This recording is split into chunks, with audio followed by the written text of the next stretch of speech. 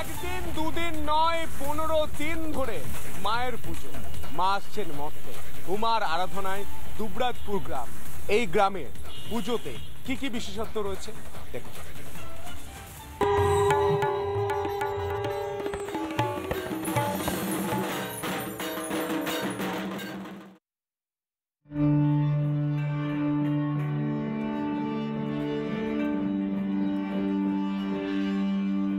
কাশফুল মানেই পুজো পুজো ভাব, আনন্দময়ীর অপেক্ষা। চারপাশে যখন পুজো পুজো গন্ধ, তখন বীরভূমের দুবরাজপুরে পুজো আরম্ভ।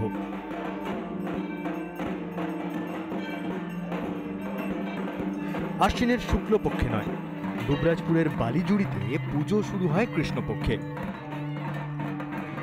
নবমীতে হয় মহামায়ার বোধন। সেই রীতি মেনে পুজো শুরু হয়ে গিয়েছে দুবরাজপুরের বালিজুড়িতে। সোমবার বোধন, 15 দিন পর বিসর্জন। এই চট্টোপাধ্যায় পরিবারের তৎকালীন রাজনগর নবাবের দেওয়ান ছিলেন চতুরাম চট্টোপাধ্যায়। তার থেকেই এই পূজা শুরু। কালক্রমে দৌহিত্র সূত্রে বন্দ্যোপাধ্যায় ও মুখোপাধ্যায় পরিবারের লোকজন এখানে এসেছে, যুক্ত হয়েছে। শুধু একটা পুজো নয়, বালিজুড়ির রায় ও চট্টোপাধ্যায় পরিবারে এইভাবেই দুর্গাপুজো হয়। এটাই দীর্ঘদিনের রীতি। 15 দিন ধরে এখানে পুজো পাঠ চলে। খুব নিষ্ঠা সহকারে পুজো করা হয় এবং প্রায় 350 বছরেরও বেশি সময় ধরে এই পুজো চলে আসছে।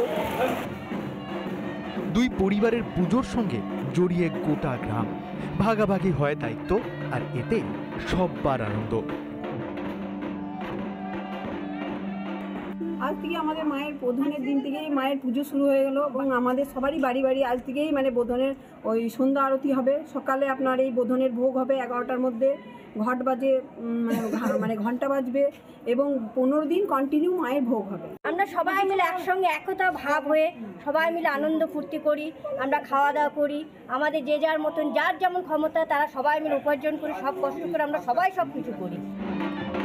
কৃষ্ণপক্ষে বোধন আর শুক্লপক্ষে বিসর্জন, 15 দিন ধরে উৎসব। দুবরাজপুরে অন্যরকম দুর্গাপুজো। বীরভূম থেকে মনোরঞ্জন চট্টোপাধ্যায়ের রিপোর্ট, রিপাবলিক বাংলা।